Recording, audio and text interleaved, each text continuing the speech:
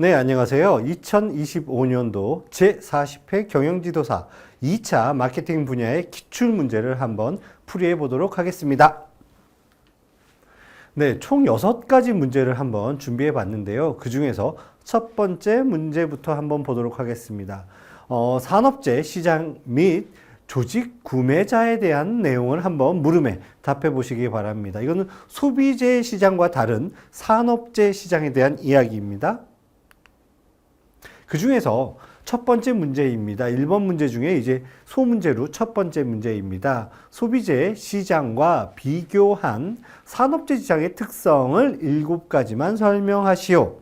이제 생산재와 다른 소비재, 여기서는 어떻게 보면 B2C가 아니라 B2B 시장에 대한 얘기겠죠. 뭐 요즘 최근에는 뭐 M2C, 뭐 제조업과 소비자가 연결하는 것들이 많이 나오고 있는데요. 어쨌든 다시 한번 돌아와서 B2C 생산과 소비자가 아닌 B2B, 생산자와 생산자가 만나는 그 시장의 특성을 7가지만 한번 얘기해 보십시오. 이 이야기인 거죠. 그 중에 7가지 중에 첫 번째부터 한번 보도록 하겠습니다. 뭐니 해도 가격은 뭐 소비재 시장뿐만 아니라 생산재 시장 역시 되게 중요한 요소라고 보시게 되겠죠. 가격이 싸고 품질이 좋고 브랜드 가치가 있다면 훨씬 더 많은 선택을 받을 수밖에 없지 않겠습니까? 근데 소비재 시장과 달리 조금 더 표준화가 좀 어렵다. 또 선택 사양이 다양하다. 그렇기 때문에 이 생산재 시장에서는 구매자와 판매자가 상호 조율을 한다는 것이죠. 가격이 우리가 말하는 뭐 표준 시가, 뭐 공정거래 가격이 정해져 있지 않다는 것이죠. 우리가 말하는 가격이 이 B2B 시장에서는 파는 사람과 사는 사람이 조율해서 가격을 결정한다는 그런 의미입니다. 우리가 흔히 말하는 뭐 마트나 편의점에서 파는 이 일반적인 표준 시장 가격하고는 다른 이야기죠. 상호 조율을 해서 가격이 결정된다. 좀 어떤 의미로 받아들이시면 되겠습니까? 상당히 폐쇄적인 시장을 갖고 있다. 네, 이게 10,000원짜리 물건이지만 그냥 판매자하고 수요자가 그냥 10만 원에 거래해도 무방하다는 것이죠. 두 번째, 최종 제품 수요의 종속적인 관계를 갖고 있다. 산업재는 소비재와 달리 아무래도 아까 조금 전에 말씀드렸던 대로 상당히 폐쇄적입니다. 우리가 흔히 말하는 뭐 기업과 기업 간의 거래에서 우리가 흔히 말하는 대기업, 중견기업, 중소기업의 거래 관계가 어떻습니까? 상당히 개방적입니까? 종속적이죠. 폐쇄적이죠. 서로 간의 연결고리가 어떻게 보면 상당히 어떻습니까? 이게 오픈되어 있지 않은 거죠. 상당히 폐쇄적이고요. 상당히 구조화되어 있다. 또 다른 말로 한다면 종속적이겠죠. 우리는 S사의 납품을 하는 제품만 만든다. 우리는 L사의 제품을 납품하는 회사만 만든다. 철저하게 어떻게 보면 종속관계. 이게 어떻게 보면 협력업체라고 볼 수 있겠죠. 예, 뭐 거래업체라고 표현할 수도 있고요. 뭐 예전 표현으로 말한다면 뭐 하청업체. 그런 계약을 통해서 구조화되어 있다라고 보시면 되겠습니다. 근데 최종 제품 수요가 증가한다면 원재료, 부품 이거는 뭐 당연히 연결되어 있겠죠. 내가 납품하는 그 회사가 나중에 최종 제품을 만들어 소비자들한테 많은 선택을 받는다면 당연히 그 회사의 부가가치라든지 수익성은 높아질 수밖에 없다는 그런 의미로 받아들이시면 될 것 같습니다. 소비재 시장만큼은 아니지만 생산재, 산업재 시장 역시도 마케팅이란 게 좀 필요하다는 것이죠. 다만 아까 보셨겠지만 특정한 고객, 폐쇄적인 구조, 우리가 어떻게 보면 B2C 시장이 아니기 때문에 홈페이지를 만들 필요도 없고 SNS를 할 필요도 없는 거죠. 우리 물건을 사주는 거래업체만 신경 쓰면 되는 거 아니겠습니까? 그들한테만 뭐 어떤 서비스라든지 뭐 납품에 대한 이런 조건이라든지 컨디션 등을 뭐 유리하게만 조건을 만들면 되겠죠. 고객 집중도가 높을 수밖에 없습니다. 그리고 상당히 의존적일 수밖에 없겠죠. 당연하지 않겠습니까? 내가 만드는 기업을 어떤 대기업에 납품한다면 그 대기업이 하는 것들을 우리는 팔로우할 수밖에 없겠죠. 따라갈 수밖에 없겠죠. 그런 것들이 소비재 시장과 다른 산업재 시장이 갖고 있는 특징이다라고 보시면 되겠습니다. 네 번째입니다. 상호 호혜적인. 어떻게 보면 이게 내가 만드는 물건이 나중에 어떤 냉장고에 어떤 부품을 대서 또 다시 내가 냉장고를 구매하게 되는 서로 이런 것들이 상호 호혜적인 거래 관계라고 말할 수가 있습니다. 다섯 번째, 촉진입니다. 우리가 흔히 말해서 판매 촉진이라고 많이 표현을 하고 있죠. 아무래도 전문성이 있는 특정 직당을 대상으로 하겠죠. 이런 어떤 부품을 만드는 냉장고, 텔레비전 부품을 만든 기업들은 일반 시장에서 이 물건을, 이 부속품을 공급받을 수는 찾지도 못하는 거죠. 전문적인 시장이 따로 있습니다. 또 전문적인 이런 부속만 거래하는 업체가 따로 있습니다. 그들한테 그렇기 때문에 우리가 이렇게 포괄적으로 이런 것들을 판매 촉진을 할 이유가 없다는 것이죠. 그들한테만 종속적인, 어떻게 보면 전문적인, 상당히 폐쇄적인 구조를 갖고 있다라고 보시면 되겠습니다. 여섯 번째입니다. 제품의 수명입니다. 구매 의사 결정까지 상당히 많은 시간을 소요된다. 아무래도 우리가 흔히 소비재 제품, 우리가 마트, 편의점에서 물건을 구매하는 것들은 그렇게 아주 깊은, 물론 그 중에서도 아주 비싼 명품이라든지, 주택이라든지 이런 것들은 많은 시간과 에너지를 쏟아야 되겠지만, 일반적으로 소비재 제품에 비해서 산업재 제품은 아무래도 구매 결정까지 상당히 많은 소요를 걸릴 수밖에 없습니다. 왜 그렇겠습니까? 이 부품이 올바른 부품인지, 또 이 부품을 제대로 성능을 테스트를 해야 될 것이고요. 또 가격도 알아봐야 될 것이고요. 또 산업재 제품, 흔히 말해서 생산재 제품의 가장 큰 특징은 안전하게 또 적시적재에 이 부속이 나한테 공급을 받을 수 있느냐가 상당히 중요한 요소입니다. 제조업이 갖고 있는 가장 특수성이 어떻게 보면 안정적인, 물론 판매도 중요하겠죠. 하지만 판매를 하기 위해서 무엇이 필요하죠? 만드는 매니팩처 시스템에서는 안정적인 공급망을 확보하는 것이 너무너무 중요한 경쟁적인 요소이기 때문에 그런 거죠. 어쨌든 그렇기 때문에도 많은 시간이 소용되고요. 어쨌든 구매가 진행이 된다면 제품의 수명이 길다. 이 말은 웬만해서는 한번 결정된 것들은 거래처를 바꿀 이유가 특별히 없겠죠. 거래처도 많지도 않고요. 이게 일반적인 소비재 시장과의 가장 큰 차이점을 말씀드리는 겁니다. 구매자가 생산하는 제품과의 연계성이 상당히 높으므로 공급자를 바꾸고자 할 때 당연히 뭐가 있습니까? 리스크가 있죠. 이 부속을 괜히 바꿨는데, 조금 더 싸다는 이유만으로 바꿨는데 우리 제품 생산의 품질이라든지 생산량에 차질이 생긴다면 어떻게 보면 소탐대실할 수 있잖아요. 훨씬 더 큰 리스크를 안을 수밖에 없잖아요. 그렇기 때문에 신중할 수밖에 없다라고 보시면 되겠습니다. 그렇기 때문에 특별한 문제가 없는 한 지속적인 거래를 갖는 것이 소비재 시장과 다른 산업재 시장의 특징이다. 웬만해서는 거래처를 잘 안 바꾸고자 하죠. 그 갖고 있는 설비라든지 또 효율성, 그리고 여기서 수익성을 연결해주는 대체될 만한, 다만 이런 걸 수는 있겠죠. 이 제품 자체의 경쟁력을 잃었거나 아니면 소비시장 자체가 국내에서 국외로 간다면 이 생산할 수 있는 매니팩처 시스템도 해외로 이전을 해야 되겠죠.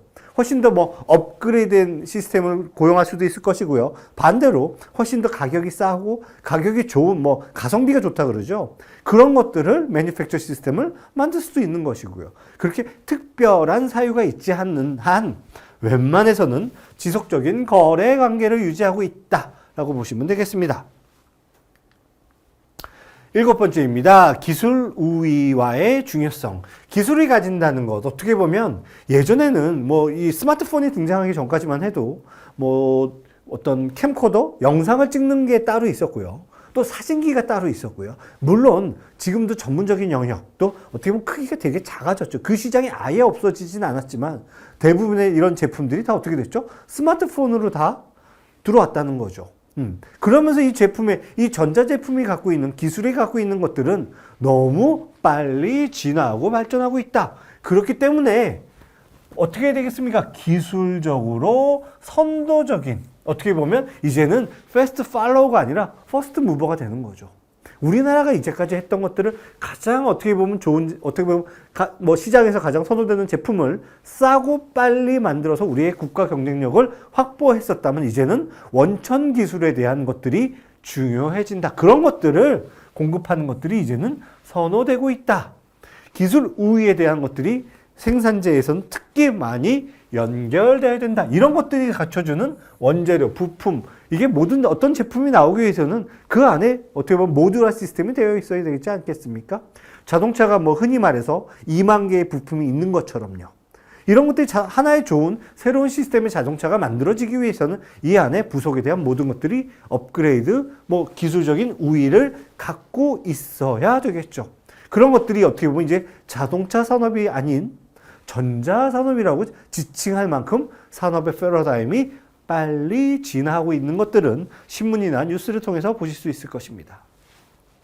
조금 전에 말씀드렸던 것처럼 이런 산업재라는 것은 상당히 제조, 조립 이런 것들이 어떻게 되어 있습니까? 여기서 하나가 더 들어간다면 유통이 들어가겠죠. 이제는 유통에서 얼마큼 많은 수익성을 확보할 수 있냐. 왜? 이런 것들에 대해서 모두가 다 뭐 수직 계열화 뭐 이런 용어들이 있는데요. 모두가 다 어떻게 되어 있다? 연결되어 있기 때문에 그런 거죠.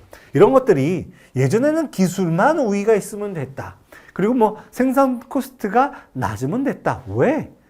소비자들이 선택의 여지가 없었거든요. 그때는 물건이 상당히 귀했거든요. 공급자, 생산자의 우위의 시대가 있었거든요. 근데 요즘은 어떻습니까? 소비자들이 물건이 이런 넘쳐나는 시대에 살고 있기 때문에 그런 것들을 뒷받침해주는 이런 것들도 토탈 케어를 하지 않으면 소비자들의 선택을 받을 수 없는 그런 시스템적인 것들이 구현되고 있다라고 보시면 되겠습니다.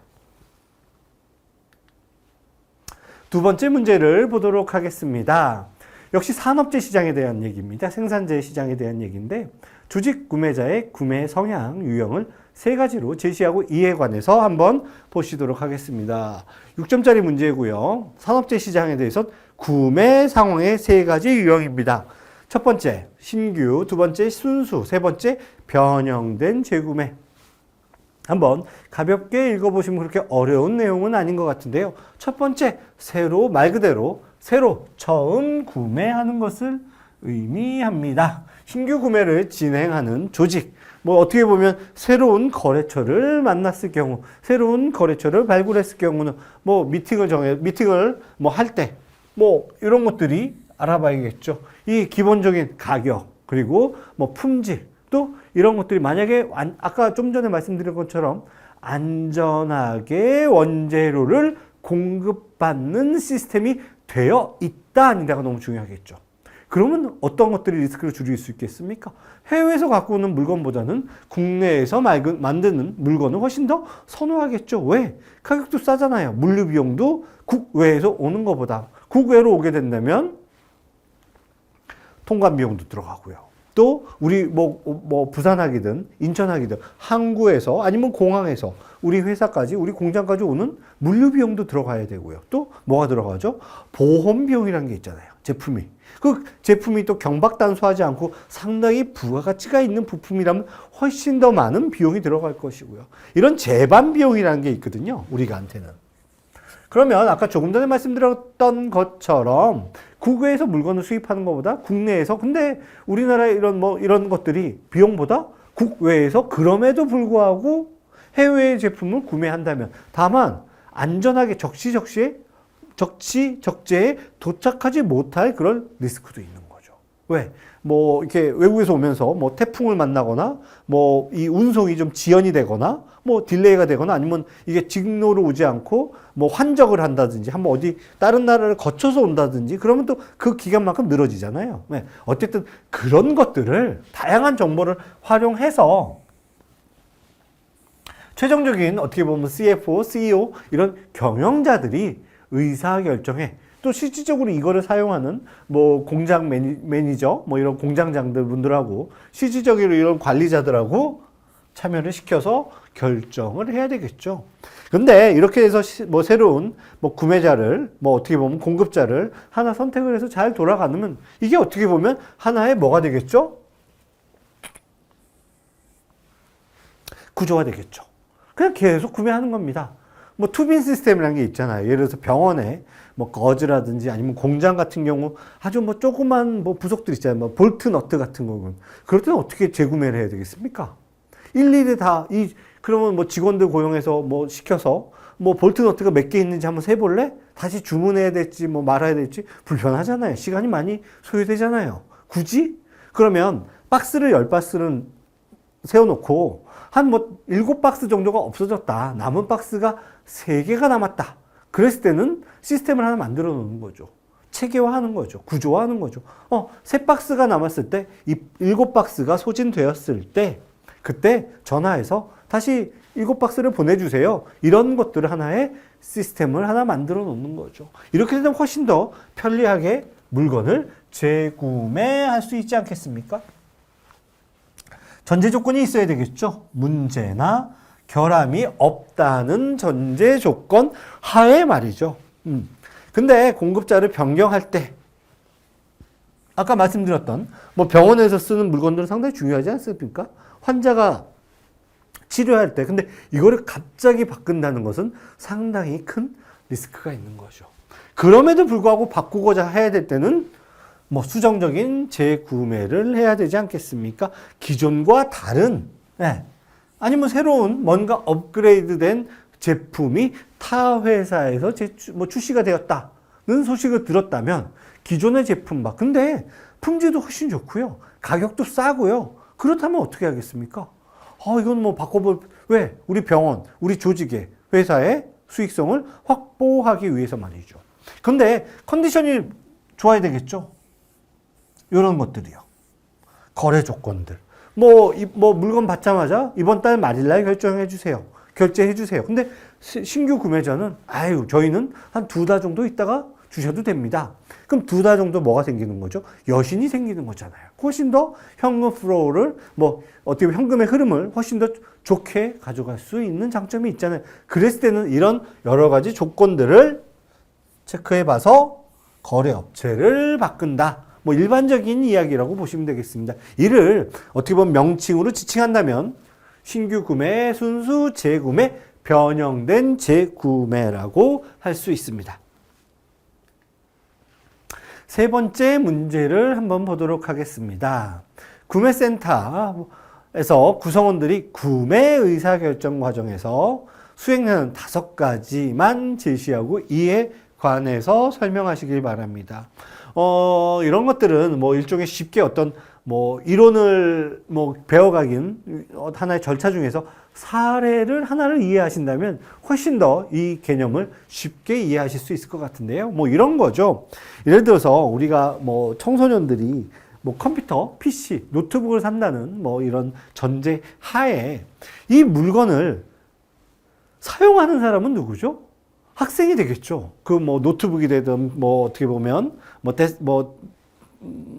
데스크탑이 되든 아니면 패드가 되든 실제 사용하는 사람, 소비하는 사람은 아무래도 노트북 아니면 패드라고 노트북을 사용하는 사용자가 될 거 아니겠습니까? 근데 구매하는 사람은 누군가? 실질적으로 이 페이먼트를 지불하는 사람은 이 사용자의 부모님이 되겠죠.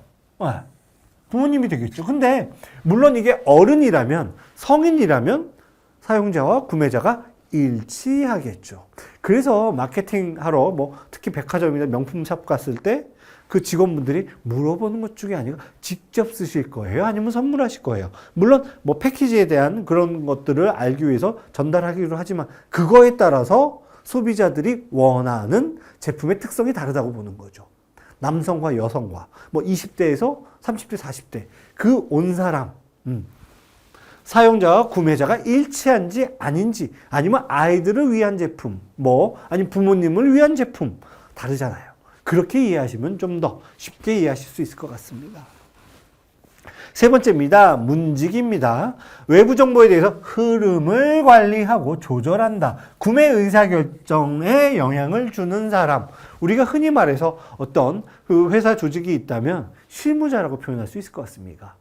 공장장 아니면 그 회사의 실무를 맡는 사람. 우리 일반적인 조직이라면 차장급, 부장급 뭐 이런 분들이 이런 문지기 역할을 하는 거죠. 예, 이 관리하고 조절하고 구매 의사 결정에 영향을 준다. 근데 이 사람들은 말 그대로 관리자입니다. 의사 결정하는 사람은 아니죠. 여기서 어떻게 보면 가장 중요한 사람, 여기하고 연결이 되겠죠. 바이어랑.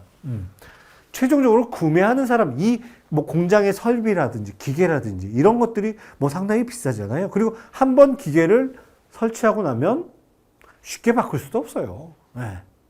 이 공장 기계 떼는 비용만, 또 보험, 운송 비용, 아주 신중한 고민을, 최종적인 결정을 하는 것이 바로 누구다? CEO라고 보시면 되겠죠. 우리가 흔히 말해서 경영자가 해야 되는 역할이 의사결정자, 이들의 의사결정을 도우는 사람들이 어떻게 보면 문직이라고 보시면 되겠죠. 그 바로 아래에 있는 영향력 행사자입니다. 구매를 최종 결정하는데 뭐 어떻게 보면 코디네이터를 해주는 사람. 뭐 우리가 흔히 말해서 회사에는 어떤 뭐 조직이 있다면 그 뭐 은퇴하신 분들을 뭐 바로 뭐 어떻게 보면 뭐 해고하기는 좀 그러니까 일정 공간을 만들어주고 또 페이먼트를 지불하면서 약간의 뭐 서비스를 해드리면서 뭐 고문이라는 타이틀 하에 뭐 이런 것들을 대신 이런 의사 결정을 할 때 도움을 받고자 하는 것이죠. 왜? 이분들이 이제까지 일을 했던 커리어의 연륜이라는 게 있잖아요. 그래서 이런 문직이라든지 아니면 의사결정자는 이 중간에서 코디네이터 역할을 해주는 것입니다. 이게 어떻게 보면 영향력을 행사하는 사람. 뭐 흔히 말해서 뭐 고문, 자문위원이라고 표현할 수 있겠죠. 그런 분들이 여기에 해당이 됩니다.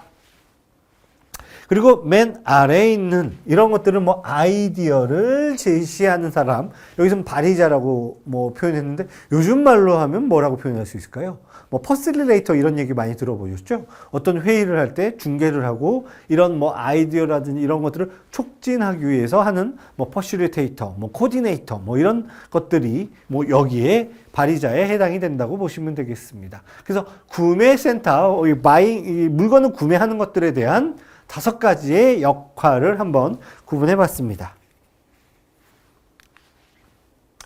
두 번째, 소비재의 제조업체의 경로, 커버리지 전략에 대한 물음에 답하십시오. 이거 두 번째 문제입니다. 그 중에 두 번째 문제에서 첫 번째, 소문제에서 첫 번째 문제인데요. 경로, 커버리지의 개념을 한번 설명해 보십시오. 이렇게 뭐 우리가 경로 커버리지를 알기 위해서는 커버리지라는 의미를 뭐 한번 찾아보시는 것도, 의미를 한번 알아보는 게 상당히 중요할 것 같은데요. 커버리지라는 뭐 분석하다, 뭐 포괄하다, 뭐 이런 의미의 개념이라고 보시면 좋을 것 같고요. 이게 뭐 증권 쪽으로 간다면 이 커버리지라는 용어가 분석한다는 의미로 많이 되고요. 뭐 이런 의미의 뭐 갖고 있다고 보시면 되겠습니다. 커버리지, 분석하다, 뭐 포괄하다, 뭐 이런 의미라고 생각하시면 될 것 같습니다. 이게 IT와 증권에서 이 의미는 조금 차이가 있지만 그럼에도 제가 좀 전에 말씀드린 의미라고 생각하시면 될 것 같고요. 어쨌든 경로, 어떻게 보면 이게 유통에 대한 이야기라고 보시면 좋을 것 같은데요. 경로, 커버리지의 개념, 아까 뭐 조금 전에 말씀드렸던 것처럼 유통, 어떤 경로, 중간상, 뭐 흔히 말해서 이런 제품을 특정 지역에서 제품을 취급하는 중간상의 수를 의미합니다. 여기서 커버리지는 지정된 중간상들이 자사 제품을 독점적으로 팔 것인지 아니면 다른 제품하고 연계해서 같이 한 공간 안에서 뭐 S사 제품도 있고 L사 제품도 있고 아니면 뭐 외국계 회사 제품도 이렇게 판매할 것인지 아니면 뭐 자사 제품만 판매하도록 할 것인지 아니면 다른 회사 제품과 이런 것들을 결정하는 유통의 범위를 경로 커버리지라는 개념이라고 이해하시면 되겠습니다. 뭐 중간상의 의미, 뭐 중간상도 그렇죠. 우리가 흔히 말해서 1차 중간상이 있고요. 2차 중간상이 있고요. 중간상, 뭐 도매상이라고 표현할 뭐 흔히 말해서 도매로 많이 지칭을 할 수 있는데 도매가 하는 이 중간상이 하는 역할이 뭐죠? 생산자와 소비자 사이는 중간상. 완충 역할을 하는 거죠. 만약에 어떤 제품이 있는데 이게 뭐 껌이라고 예를 들어 보십시다. 소비자들이 L사 제품의 껌과 S사 제품의 껌과 이런 것들을 다 찾아다니기 힘들잖아요. 이 중간상이 있다면 중간상이 각 회사에 있는 제품들을 다 수거해서 한 공간 안에 만들어 두는 거죠. 그럼 소비자들은 이 공간에만 들어온다면 L사, S사, 뭐 D사 제품의 뭐 껌이면 껌, 과자면 과자 그 해당 제품을 손쉽게 구할 수 있는 거죠. 근데 예전에는 그게 오프라인에 한정되어 있었다면 요즘은 어떻죠? 오프라인에서 온라인으로 이 중간상의 역할이 점점 진화하고 변화하고 있죠. 반대로 말한다면 중간상의 역할이 점점 더 많아지겠습니까? 작아지겠습니까? 되게 작아지는 거죠. 왜 그렇습니까? M2C 마케팅. 제조업체가 바로 소비자로 연결할 수 있는 또 요즘 온라인상에 거대한 플랫폼이 등장하면서 이 플랫폼 안에만 연결을 해버리면 소비자들은 여기 와서 제조업체가 만든 최저 단가의 물건을 구매할 수 있는 거죠. 어떻게? 도어투도어로 문 앞에 바로 즉시 뭐 새벽 배송 이런 것들로 구성이 되고 있겠죠. 지금은 이게 온라인으로 많이 시장이 변화하고 있다. 이런 것들도 한번 이 중간상의 개념에 대한 것들은 예전에는 뭐 1차 그럼에도 불구하고 우리가 말하는 흔히 뭐 첨가물 시장 이런 것들은 아직까지 이런 중간상의 역할이 상당히 채소, 첨가류 무슨 커다란 마켓 있잖아요. 이런 데 가보면 이런 중간상의 역할이 존재하고 있습니다. 그 중에 두 번째 문제, 2번 문제 중에 소문제 중에 두 번째 문제입니다. 제조업체가 선택할 수 있는 조금 전에 말씀드렸던 경로 커버리지 전략의 세 가지를 설명해 보고 여기서 수행되는 마케팅의 기능의 통제 강도를 큰 순서대로 설명을 나열을 해 보십시오. 이게 어떻게 보면 이런 거죠. 전속적, 선택적, 집약적 요 개념을 여러분들이 반드시 아셔야 됩니다. 근데 이거를 우리가 암기할 필요는 없죠. 이해만 하면 충분히 이 프로세스에 대한 개념만 파악을 하고 계셔도 되고요. 경로 커버리지는 특정 지역에서 중간상의 뭐에 따라서 밀도에 따라서 집약적, 전속적, 선택적으로 사용할 수 있다. 라고 보시면 되겠습니다. 이제부터 요 얘기를 한번 보려고 합니다. 마케팅의 통제 강도, 전속적, 선택적, 집약적. 일단 집약적 유통부터 한번 보도록 하겠습니다. 집약적 유통은 말 그대로요. 그냥 쉽게 말해서 편의점, 마트에서 물건을 산다고 생각하시면 되겠습니다. 우리가 요즘 이런 것들이 특히 많이 되게 세그먼트 되어 있지만 그럼에도 불구하고 우리가 편의점에서 물건을 산다는 것은 좀 어떻죠? 라면, 치약, 이런 것들이 있잖아요. 아주 많은 고민을 하고 그런 물건을 사지는 않잖아요, 우리가. 네. 상당히 포괄되는 시장이라고 보시면 되겠습니다. 여기 제가 조금 전에 말씀드렸던 것처럼 우리의 마트에서 치약을 사고 비누를 사고 라면을 사는 것들에서 아주 많은 정보를 에너지를 쏟지는 않는다는 거죠. 좋은 점, 우리가 어떤 이 개념을 알기 위해서 장점, 단점을 알아보는 것도 이 개념에 대한 이해도가 훨씬 더 높아질 수 있을 거라고 생각을 하는데요. 첫 번째, 대량으로 판매할 수 있겠죠. 그리고 그냥 이런 라면을 사고 치약을 사고 이런 것들이 우리가 하나 사는 것보다 아예 요즘은 이렇게 패키지 번들이라고 묶음으로 팔잖아요. 하나 사는 것보다 5개를 사면 하나 더 주고 이런 것들을 통해서 그냥 충동적으로 그리고 이제까지 내가 S사의 라면을 먹었다면 그냥 이번에는 다른 L사 라면을 한번 먹어보지 마음이 왔다 갔다 쉽게 변하는 것도 소비자의 마음이고요. 되게 편의성이 인지도도 쉽게 증가된다, 확대된다 보시면 되겠죠. 이 대량 판매로 근데 아까 제가 좀 전에 말씀드렸던 것들이 아주 다 그렇게 비싼 가격은 아니라는 것이죠. 그렇기 때문에 마진이 좀 낮을 수밖에 없고요. 당연히 관리 비용은 많이 들어가겠죠. 이거에 따른 관리 비용이 많이 들어간다는 것은 영업인력이 필요하다. 우리가 말하는 흔히 말해서 영업사원이라고 표현하죠. 이분들이 도매상들, 마트를 왔다 갔다 하면서 우리 회사 제품이 어디에 좋은 위치에 있나, 소비자들의 눈높이에 있나, 아니면 아래에 있나, 이런 것들을 아래에 있는 거 좀 올려주면 좋고, 얼마나 판매되고 있나, 소비자들이 이런 선호도를 마트, 도매상들 직원들하고 얘기하면서 나오겠죠. 얼만큼 판매되고 있습니까? 직접 가서 보기도 하고 그분들 통해서 데이터와 정보를 얻을 수가 있겠죠. 두 번째, 전속적 유통입니다. 아까 조금 전에 말씀드렸던 거하고 어떻게 보면 좀 반대의 개념이라고 보시면 되겠죠. 전속적 유통은 말 그대로 명품입니다. 우리가 여러분들이 알고 있는 뭐 H사, L사 명품, 뭐 어디 가나 다 있나요? 그 모든 백화점에 들어가 있나요? 그렇지 않을 거예요. 백화점 안에서도 뭐 흔히 말해서 뭐 좀 여유가 있는 사람들이 사는 지역에 뭐 우리가 흔히 말해서 서울의 강남 지역에 그런 L사라든지 H사라든지 그런 브랜드가 그 백화점에 어디에 있죠? 가장 좋은 자리에 있죠. 여기는 어떻게 보면 백화점이 우리 회사에, 우리 백화점에 와주시길 바랍니다 하고 그들을 어떻게 보면 영업을 해야 될 만큼 갖고 있는 영향력이 상당히 높다라고, 그걸 통해서 독점적인 뭐 우리가 흔히 말해서 맨데이트를 얻을 수 있는 거죠. 이 회사 제품을 사려면, 오프라인에서 사려면 우리 백화점에 와야만 살 수 있는 전략이죠. 그러면 어떻게 해야 되겠습니까? 상당히 그들이 원하는 그 L사라든지 H사에서 원하는 위치와 또 인테리어와 그 조건을 맞춰줘야 들어가겠죠. 철저하게 있는 어떻게 보면 명품을 갖고 있는 브랜드의 공급자의 완전히 독점적인 권한을 갖고 있는 대표적인 사례입니다. 아무나 들어오지 않습니다. 네.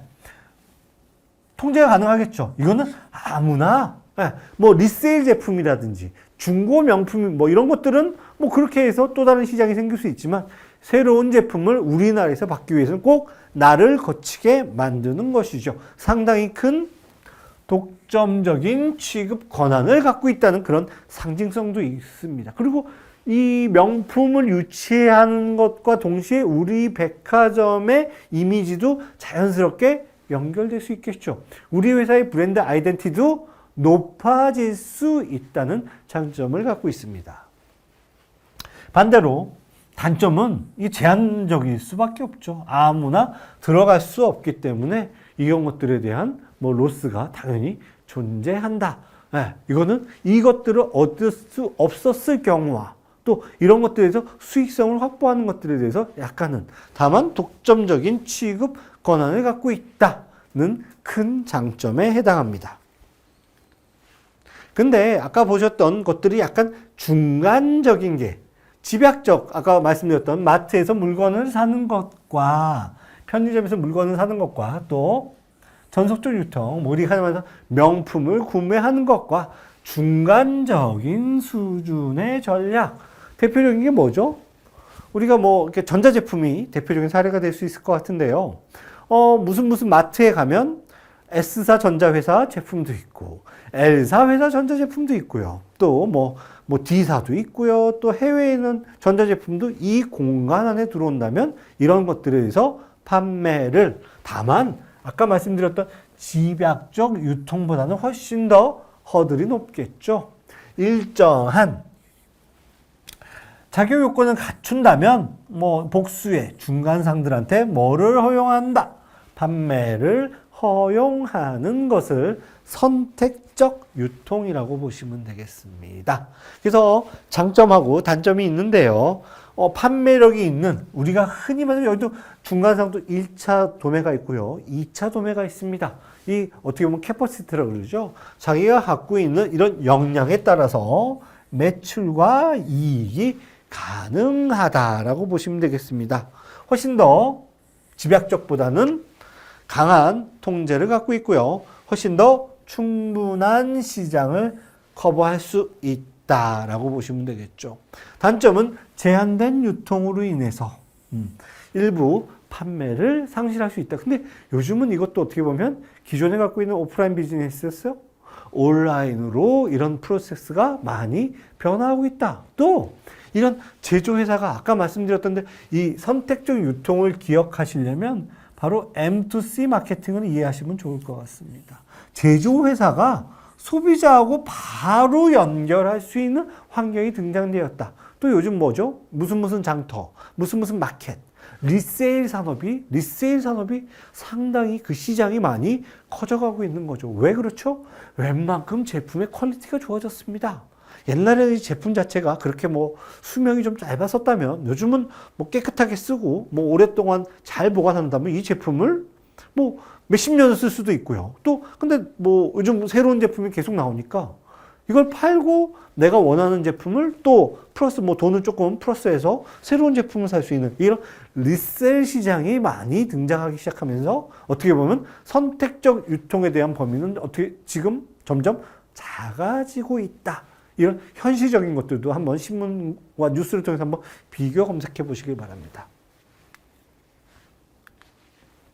세 번째 문제입니다.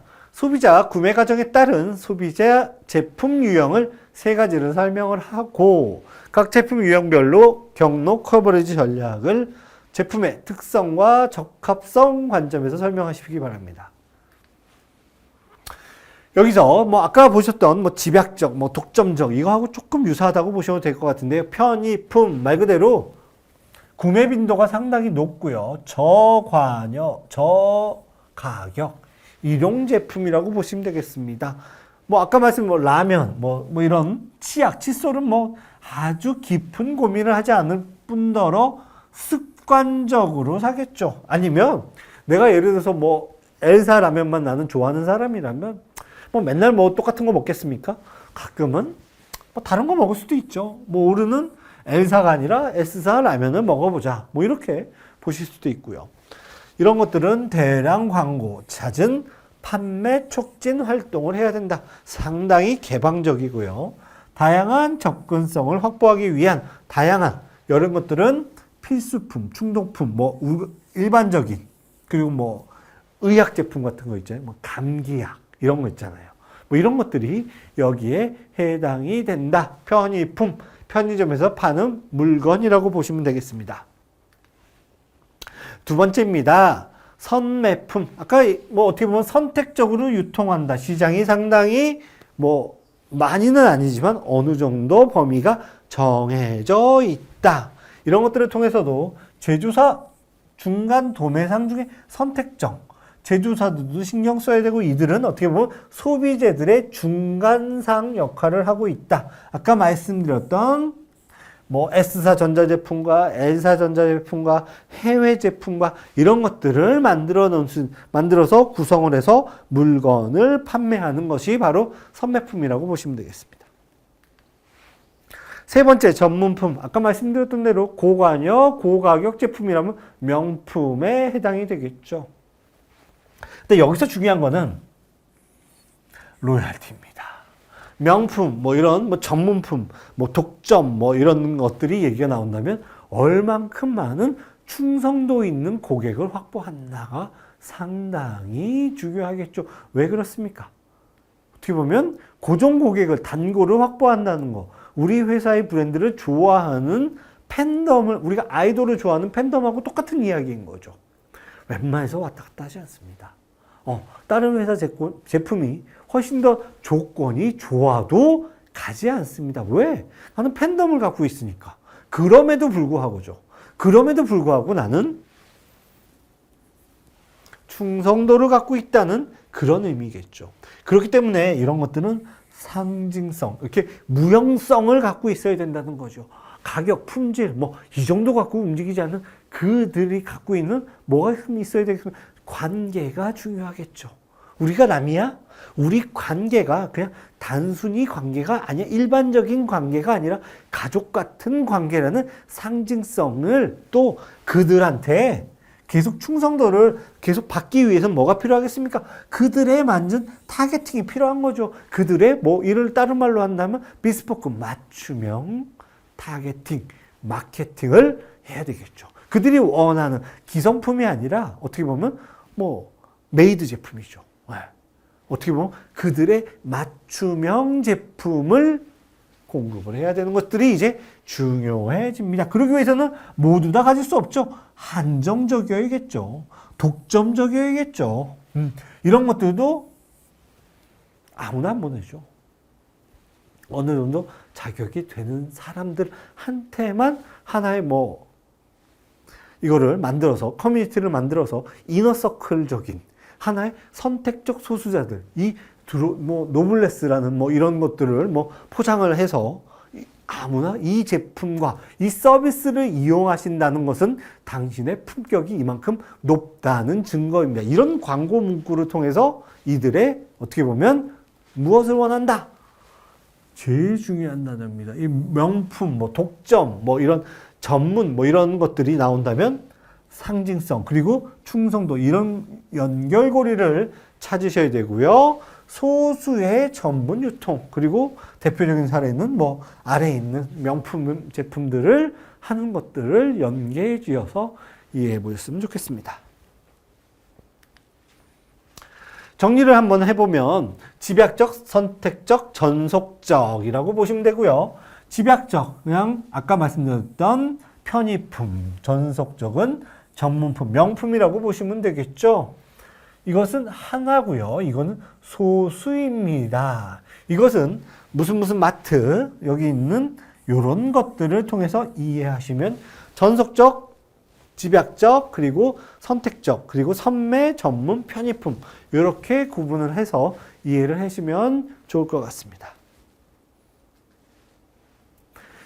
세 번째 문제입니다. PZB. 파라수라만이라고 이거 많이 그 서비스에서 많이 마케팅에서 나오는 건데 그 서브컬이라고요. 그 서비스 제품은 어떻게 보면 일반적인 그런 생산품과 달리 이 서비스 제품의 품질을 컨트롤할 수 있을까? 측정할 수 있을까? 이런 고민들이 있잖아요. 그런 것들을 아주 좀 오래된 분석법이긴 하지만 서브컬이라는 것들을 만든 학자입니다. 상당히 유명하신 분이고요. 이 PZB가 제안한 서비스 품질 모델에서 소비자가 어떤 기대한 서비스가 있고요. 지각한 서비스가 있고요. 이런 것들의 차이를 유발하는 요인을 4가지를 보고 이러한 차이를 극복하기 위한 마케터의 4가지를 한번 보시기 바랍니다. 이 서비스 갭, 뭐 이런 거죠. 우리가 기대했던 것보다 생각보다 우리가 뭐 그 제품을 이용했을 때 만족도가 높은 경우도 있고, 우리가 흔히 가성비가 좋다고 그러죠.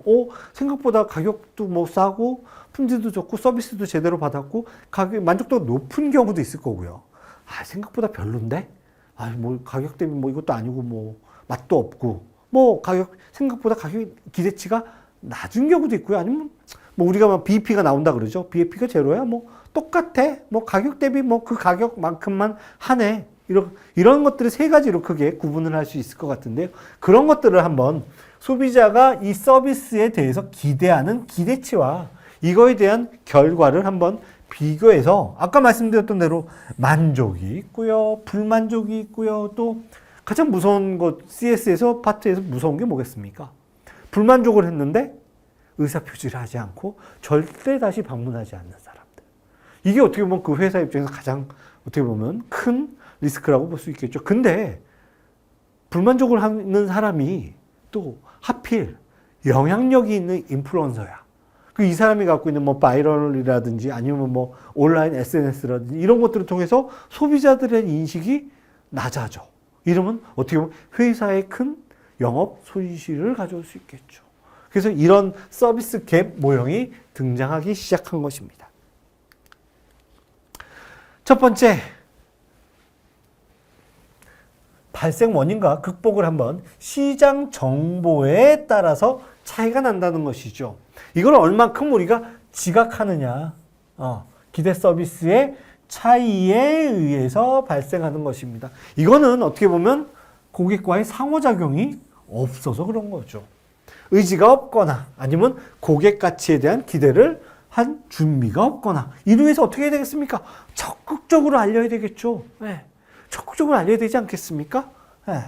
그리고 제대로 된 마케팅 조사 방법이 필요하겠죠.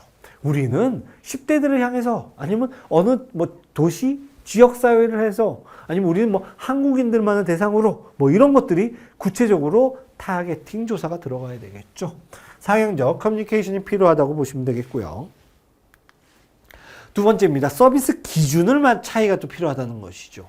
뭐 서비스 디자인이라든지 표준, 우리가 말하는 어떤 큰 프레임이 필요하다는 것입니다. 표준이 없거나 또 소비자의 어떤 기대를 반영하지 못하는 뭐 이랬을 때는 당연히 큰 뭐 원인이 여러 가지가 있겠죠. 경영진들이 딱히 이런 것들에 관심이 없었을 때. 그럼 뭐가 필요하겠습니까? 저 틀이 필요한 거죠. 프레임이 필요한 거죠. 목표가 필요한 거죠. 설정이 필요한 거죠. 또 제일 중요한 것은 표준화입니다. 제조업은 상대적으로 어떤 시스템이 정해져, 원재료가 투입되면 이 투입된 만큼 이 제품을 얼마만큼 또 며칠 동안 사용할 수 있고, 이런 것들이 어떻게 보면 좀 단순한 도식적으로 구조화될 수 있는 뭐 블루프린트라고 그러죠. 청사진을 통해서 알 수 있는데, 서비스업도 이제 이런 것들이 필요하다는 것이죠. 표준화된 시스템 대표적인 게 뭐죠? 햄버거 프랜차이즈가 되겠죠. 패티는 몇 초마다 굽고, 뭐 감자튀김은 어떻게 만들어서 몇 초 되면 꺼. 이런 것들을 표준화, 매뉴얼화 시스템 한다면 어떻게 보면 큰 모듈화. 어떻게 보면 이 제품 자체가 서울이나 대전이나 어떤 지역에 가도 똑같은 품질의 햄버거와 감자튀김을 먹을 수 있잖아요. 이런 것들을 해야 된다는 것이죠. 뭐가 중요하겠습니까?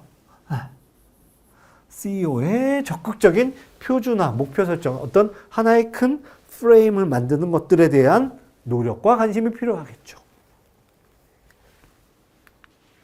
세 번째입니다. 서비스 성과에 대한 갭입니다.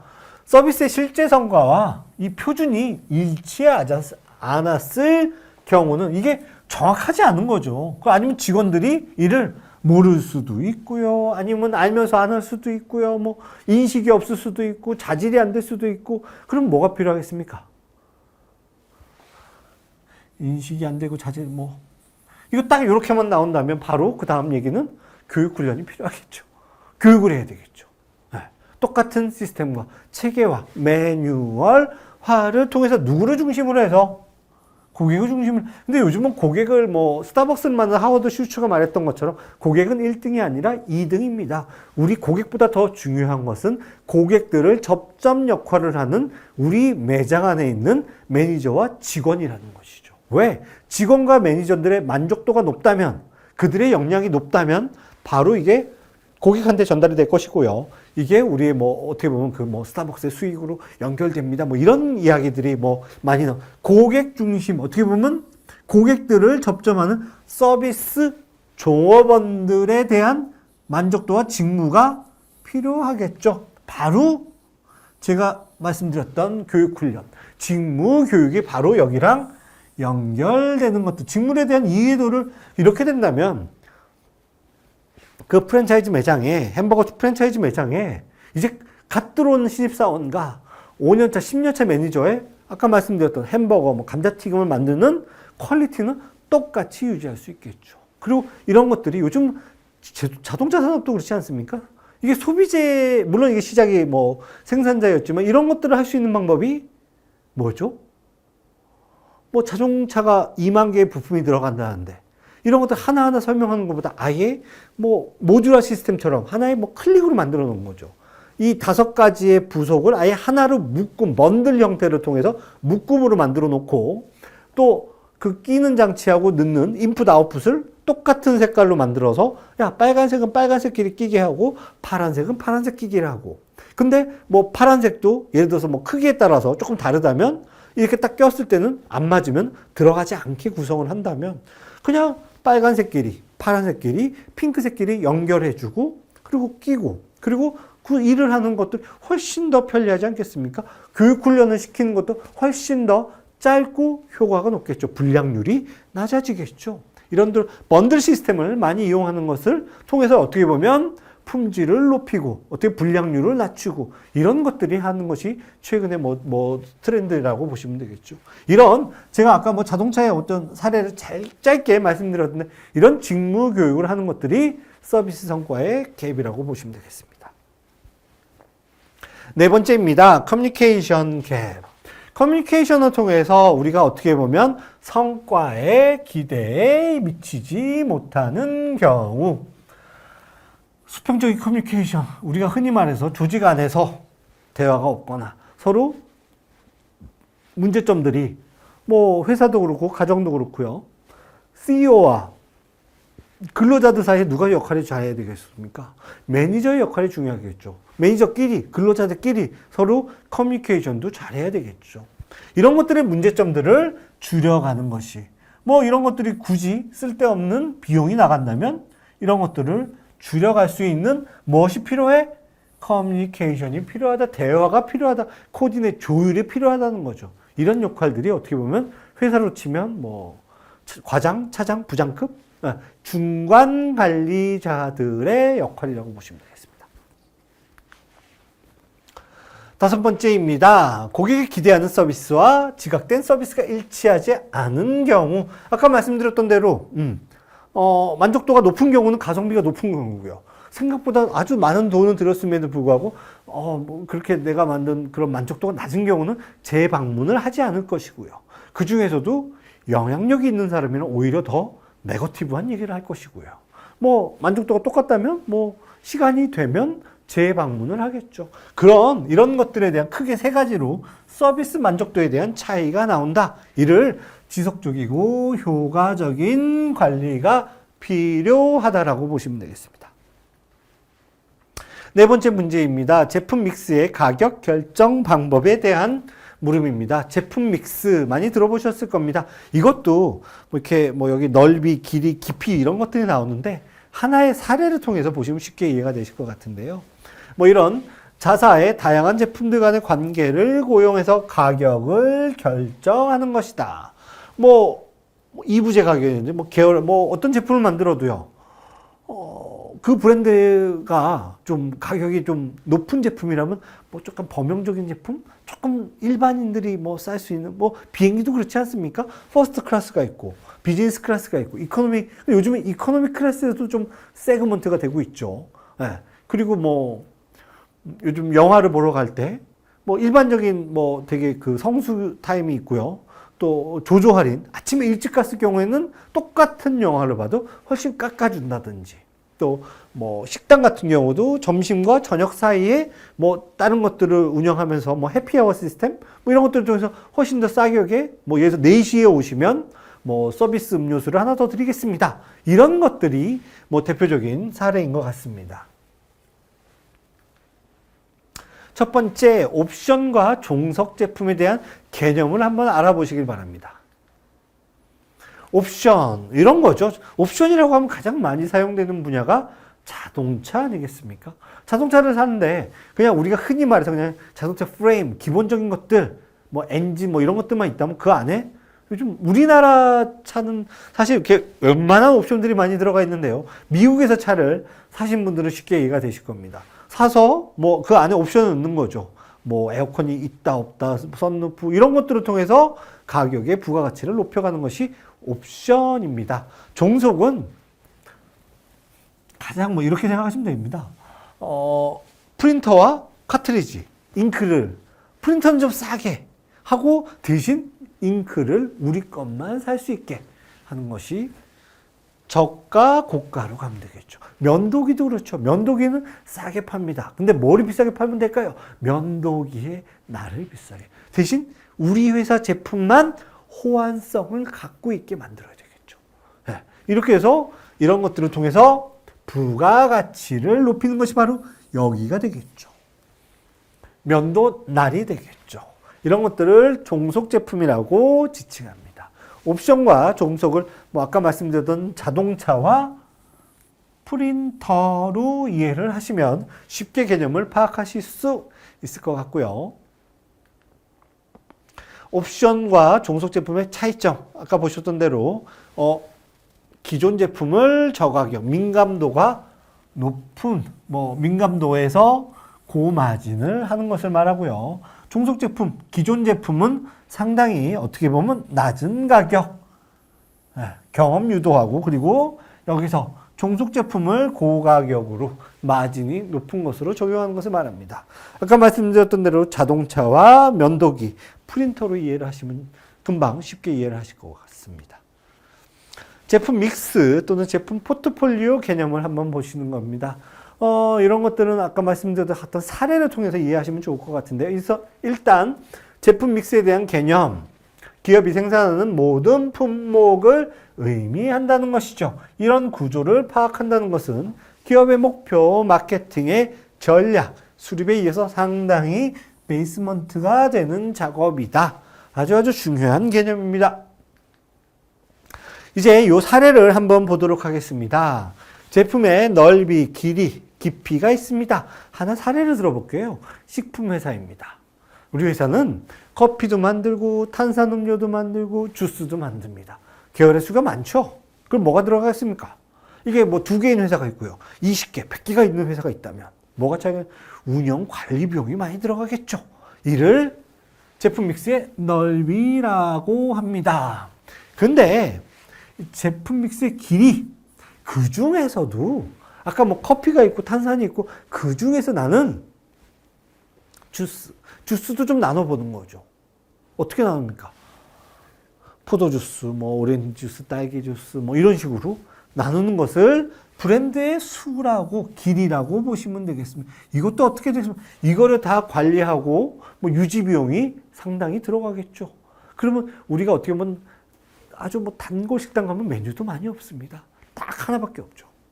거의 뭐 옵션이 없어요. 뭐 근데 어쨌든 수익성을 확보하기 위해서 왜 소비자의 니즈는 뭐 소비자의 욕구는 다양하니까. 포도 주스를 먹고 싶은 사람도 있고 딸기 주스를 오렌지 주스를 먹고 사람도 있잖아요. 그런 것들을 넓이, 길이라고 표현할 수 있습니다. 근데 제품 믹스의 깊이는 무엇이냐?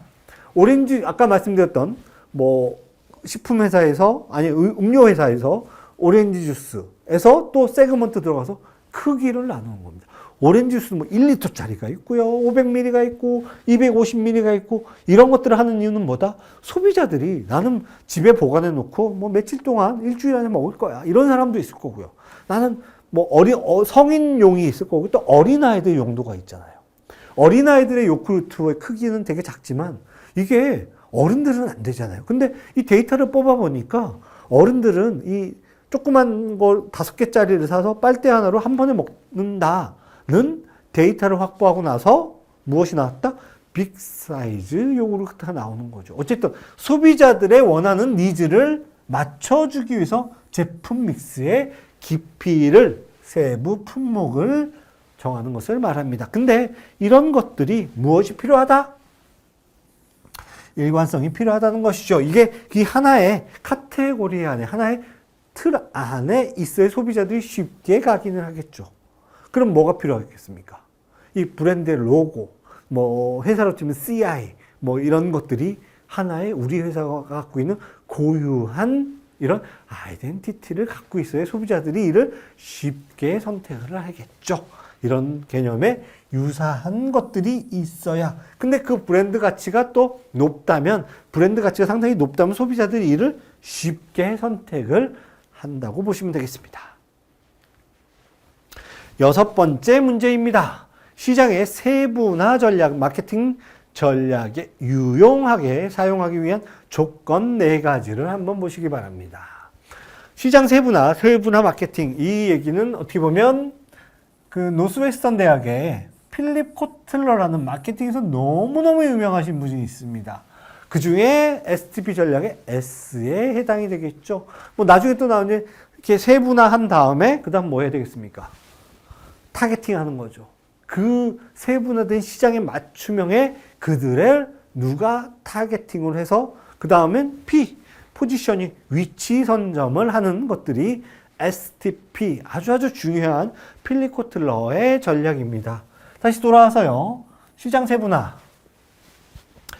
세분 시장 마케팅이라고 표현하셔도 상관없습니다. 이제 물건이, 공급이 너무너무 많습니다. 옛날 뭐 60년대, 70년대는 물건이 너무너무 귀했었지만, 마케팅이란 게 따로 필요가 없었지만, 이제는 아까 말씀드린 뭐 비즈니스 버전, 뭐 어떻게 보면 퍼스트 클래스, 이코노미에서도 조금 뭐 프리스티지 이코노미가 따로 있고요. 세분 시장의 만족도를 높이고자 이를 통해서 기업의 결국은 우리가 마케팅을 한다는 것의 의미의 결론은 수익성을 확보하는 거죠. 뭐 수익성을 확보하기 위해서 이렇게 쪼개는 겁니다. 뭐 경제적인 여유가 있는 사람들, 또 중간층에 있는 사람들, 또 경제적인 여유가 없는 사람들 중에서 시장을 나누는 거죠. 그럼 브랜드에 대한 컨셉도 당연히 조금씩 차이를 둬야 되겠죠. 세분화 마케팅에 대한 궁극적인 수익성을 확보하기 위해서는 뭐가 필요하겠습니까? 고객의 만족도를 추구하는 것이 필요하겠죠. 맞춤형, 아까 말씀드렸던 비스포크. 이게 뭐를 통해서 가능해졌습니까? 예전에는 뭐 어떻게 보면 지금부터 20년 전만 해도 고객들이 원하는 것들을 알기 위해서 전화하고 이메일 보내고 뭐 우리 회사에 초대를 해서 뭐 공장 견학도 시키고 샘플도 주고 돈과 시간과 비용이 많이 들어갔죠. 요즘은 어떻죠? 비대면 사회에서. 뭐로 하죠? 여러분들이 자주 쓰고 있는 무슨 뭐 깨톡 그리고 SNS 마케팅을 통해서 비대면 사회에서 만나지 않고도 알고리즘의 형태를 통해서 이 사람이 이제 냉장고를 구매한 지 5년이 지났구나. 관련 정보를 계속 끊임없이 전달하는 거죠. 그리고 이런 것들을 통해 인플루언서를 통해서 이 제품에 대한 홍보도 굳이 뭐 요즘 뭐 예전으로처럼 뭐 그런 뭐 신문, 텔레비전, 뭐 라디오 이 매체도 국한되어 있지 않잖아요. 네. 이런 1대1 마케팅을 할 수도 있고요. 개인이 홍보할 수 있는 역량도 지금 SNS에서 훨씬 더 편해졌죠. 그럼 그들이 원하는 맞춤형 제품과 서비스를 공급할 수 있는 거죠. 이제 이런 것들이 무엇을 통해서 아까 말씀드렸던 스마트폰과 또 하나가 뭐가 있겠습니까? 신용카드. 신용카드 내역만 파악할 수 있다면 그 사람이 언제 어디서 내 물건을 구매하는지 우리는 쉽게 알 수가 있잖아요.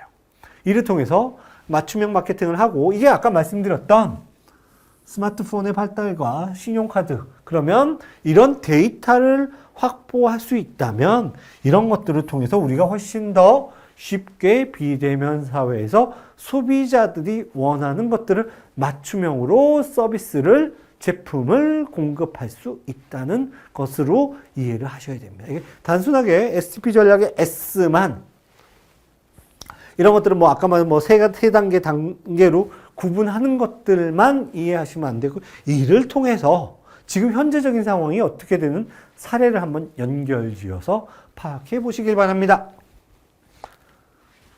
시장 세분화에 대한 요건입니다. 요 5가지 앞에 있는 어구를 통해서 기억을 하셔도 좋을 것 같고요.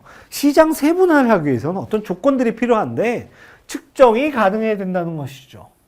세분화에 대한 규모, 구매력, 그리고 특성이 있어야 돼. 어떻게 보면 이 지역사회가 있고요. 도심이 있고요. 또 어떻게 뭐 메트로폴리탄 아주 거대한 도시가 있고요. 또 중간급의 도시도 있을 것이고요. 이런 식으로 이들이 규모가 어떤지, 특성이 어떤지, 구매력이 어떤지를 알아야 되고요. 가장 중요한 것 중에 하나가 바로 접근이 돼야 되겠죠. 이런 것들이 이 효과적으로 도달한다는 것이 이게 뭐로 연결되겠습니까? 유통하고 연결되는 거죠. 유통에 대한 접근성. 이를 좀 편리하기 위해서. 그러면 나는 새벽 시장에, 뭐 여러분들이 알는 무슨 컬리 있잖아요. 예. 그런 것들을 통해서 새벽 시장에 물건을 배송하는 것들만 집중화하고 싶어. 뭐 세그먼트 하고 싶어. 그렇다면 새벽에 물건이 왔다 갔다 하는 것이라면 뭐죠? 아주 뭐 냉장고 이런 건 아니잖아요. 아침에 빨리 출근하는 사람들이 뭐 우리가 흔히 말해서 밀키트 제품이 필요하지 않겠습니까? 그러면 이 타겟팅이 또 조금만 계속 이렇게 내려간다면, 마인드맵 체크리스트처럼 내려간다면 20대들, 젊은 친구들, 그리고 신혼부부들은 바쁘잖아요. 아침에 빨리 나가야 되니까. 그런 분들한테 밀키트를 공급하는 게 또 낮에는 물류비용이 많이 드니까 새벽 시장의 물류비용을 이런 접근성들을 고려해야 되겠죠. 그럼 그들이 많이 사는 동네에 새벽에 물건을 뭐 이런 식으로 해서 비즈니스 모델을 만들어가는 것이죠. 아무리 세분화되어 있어도 시장이 어느 정도 규모가 무엇이 비가 나와야 된다는 것이죠.